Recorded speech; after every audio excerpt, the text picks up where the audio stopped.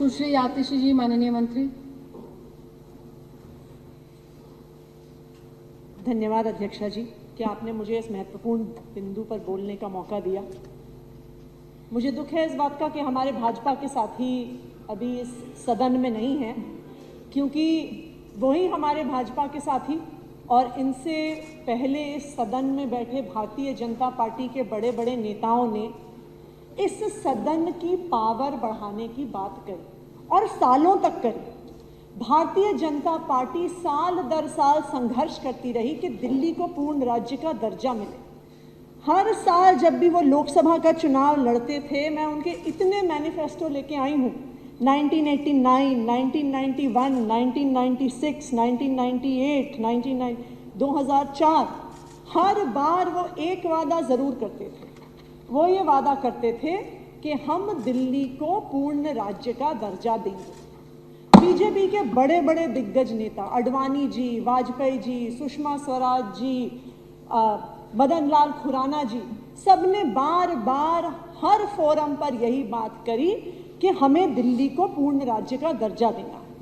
2013 में जब दिल्ली में विधानसभा चुनाव था, मैं कुछ उस समय के इनके ट्वीट्स इकट्ठे करके लाई हूँ भारतीय जनता पार्टी के। ये भारतीय जनता पार्टी का ही ट्विटर का हैंडल है जो बार बार यही कहता रहा कि दिल्ली को पूर्ण राज्य का दर्जा मिलना चाहिए, दिल्ली वालों को अपना अधिकार मिलना चाहिए।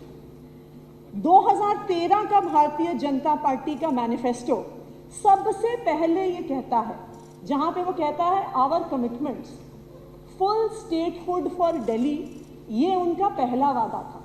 हालांकि मैं आपको ये भी बता दूं कि भारतीय जनता पार्टी ने अब अपने इस मैनिफेस्टो को पूरे वेब, इंटरनेट से, सोशल मीडिया से गायब कर दिया है, क्योंकि उसमें उन्होंने खुद वादा किया हुआ है कि दिल्ली को पूर्ण राज्य का दर्जा देंगे।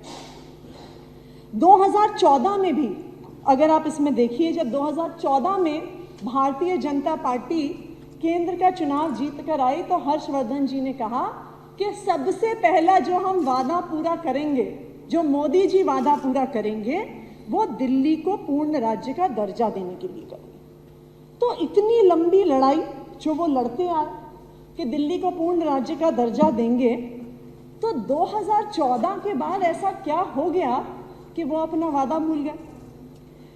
एक्चुअली अध्यक्षा जी, 2015 में दिल्ली में कुछ अद्भुत हो गया जिससे ये भारतीय जनता पार्टी के हमारे साथी हो गए परेशान। 2015 से पहले दिल्ली के लोग भी बाकी देश के लोगों की तरह परेशान रहते थे, हताश रहते थे, निराश रहते थे। बहुत सिनिसिज्म से वो राजनीति को, पॉलिटिशियंस को देखते थे। क्यों? क्योंकि उनको लगता था कि चुनाव में किसी को भी वोट दे दो, क्या फर्क पड़ता है। सरकारें आती हैं, सरकारें जाती हैं, पार्टियां आती हैं, पार्टियां जाती हैं, लेकिन एक आम आदमी की जिंदगी में कोई बदलाव नहीं आता। एक आम आदमी को महीने की पहली तारीख पे ये सोचना पड़ता है कि इस महीने मेरा घर कैसे चलेगा। एक आम आदमी को ये सोचना पड़ता है कि अगर मेरे परिवार में कोई बीमार हो गया तो परिवार के सारे जेवर, परिवार की सारी जमीन को गिरवी रखना पड़ेगा। एक आम आदमी ये सोचता है कि अगर हमें अपने बच्चे को अच्छी शिक्षा देनी है तो हमें अपने पेट काट के बच्चे को प्राइवेट स्कूल में भेजना पड़ेगा।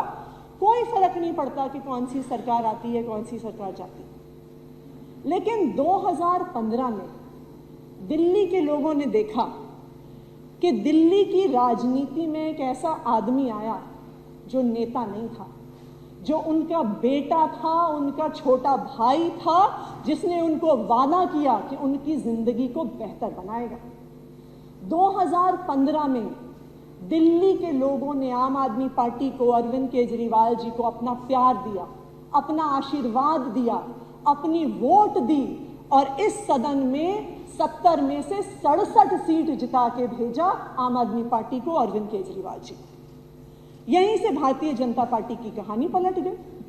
उन्हें समझ में आ गया कि अगर अरविंद केजरीवाल जी की राजनीति सक्सेसफुल हो गई, वो राजनीति जो भ्रष्टाचार खत्म करती है, वो राजनीति जो फ्री बिजली देती है, वो राजनीति जो घर घर पानी पहुंचाती है, वो राजनीति जो सबको अच्छा इलाज देती है, बच्चों को अच्छा भविष्य देती है, तो भारतीय जनता पार्टी की राजनीतिक दुकान बंद हो जाएगी।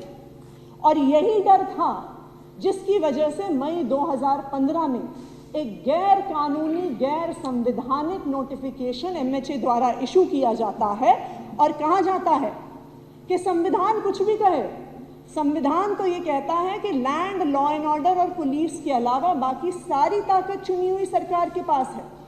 लेकिन एमएचए एक नोटिफिकेशन इशू करता है, कहता है कि सर्विसेज यानी अफसरों की ट्रांसफर, पोस्टिंग, अफसरों को आदेश देने की ताकत दिल्ली की चुनी हुई सरकार के पास नहीं रहेगी। अध्यक्षा जी, 8 साल तक दिल्ली के मुख्यमंत्री अरविंद केजरीवाल जी ने संघर्ष किया।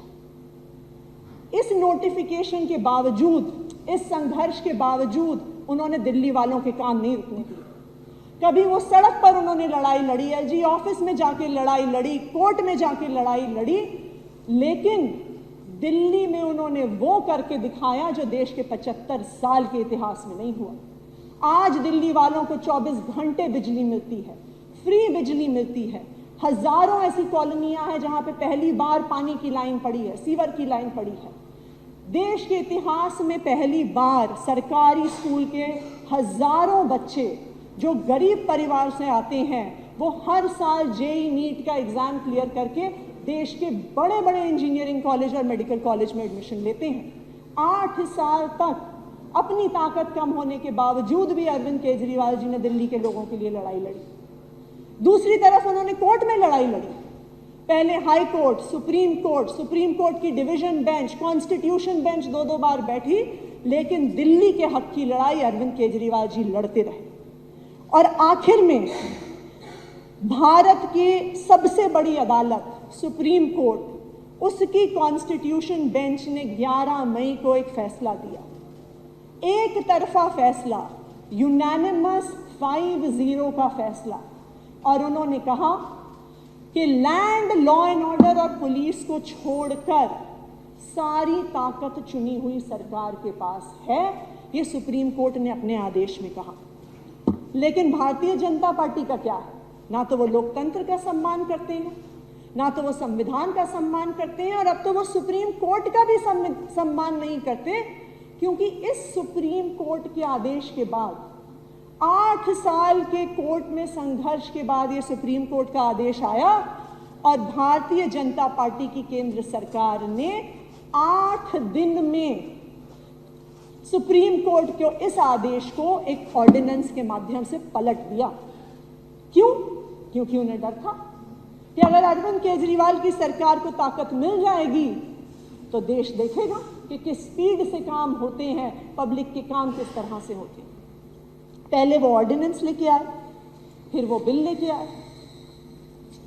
अध्यक्षा जी, इस बिल में दिल्ली के लोगों के ऊपर, दिल्ली के लोगों की चुनी हुई सरकार के ऊपर एक एलजी को थोपा गया है। यहीं से कुछ ही किलोमीटर दूर वाइसरॉय का महल है, जो अंग्रेजों द्वारा भारत के लोगों पे थोपे गए थे कि भारत के लोग चाहें या ना चाहें, लेकिन वाइसरॉय उन पर शासन करता था। आज केंद्र सरकार ने भी वही किया है कि दिल्ली के लोग चाहें या ना चाहें, एलजी साहब उनके ऊपर शासन करेंगे। लेकिन मैं भारतीय जनता पार्टी को यह कहना चाहती हूं कि उन्होंने अरविंद केजरीवाल जी की ताकत कम नहीं की है, उन्होंने दिल्ली की चुनी हुई सरकार की ताकत कम नहीं की है, उन्होंने दिल्ली की जनता के वोट के अधिकार को छीना है। और दिल्ली की जनता को, देश की जनता को वोट का अधिकार लाखों लोगों के संघर्ष के बाद मिला था। अभी 15 अगस्त बीती है, 15 अगस्त को हम स्वतंत्रता दिवस मनाते हैं, हम तिरंगा फहराते हैं। ये तिरंगा फहराने का अधिकार, वोट करने का अधिकार सैकड़ों लाखों स्वतंत्रता सेनानियों की कुर्बानी के बाद मिला है। भारतीय जनता पार्टी को ये याद रखना होगा कि लोकतंत्र जनता का शासन होता है, और अगर आप जनता की ताकत को छीनोगे तो जनता आपको मुंह तोड़ जवाब देगी। कुछ ही महीनों में लोकसभा का चुनाव आ रहा है। मुझे पूरा भरोसा है कि जो आपने दिल्ली के लोगों के साथ अत्याचार किया है, जो आपने दिल्ली के लोगों की ताकत छीनी है, यही दिल्ली के लोग भारतीय जनता पार्टी को मुंह तोड़ जवाब देंगे। ना सिर्फ लोकसभा में 7 सीटें भारतीय जनता पार्टी हारेगी, लेकिन ये जो 8 सीटें भी इन्हें दिल्ली की विधानसभा में मिली हुई हैं 2025 के चुनाव में ये भी चली जाएंगी और 70 में से 70 सीटें दिल्ली के लोग अरविंद केजरीवाल को देंगे। भारतीय जनता पार्टी बस एक आखिरी चीज याद रखे, आप लोगों पर अत्याचार कर सकते हो, आप उनकी ताकत छीन सकते हो, आप उनकी वोट की शक्ति पे वार कर सकते हो, लेकिन आप इस सब से दिल्ली की जनता का दिल नहीं जीत सकते, दिल्ली की जनता का प्यार नहीं जीत सकते। दिल्ली की जनता का प्यार अरविंद केजरीवाल जी के साथ था, है और रहेगा। धन्यवाद। सुनकर देखो, सुनकर देखो, सुनकर देखो जी। ममता, राहुल, मोदी बोले, लिखे जितेंद्र जी।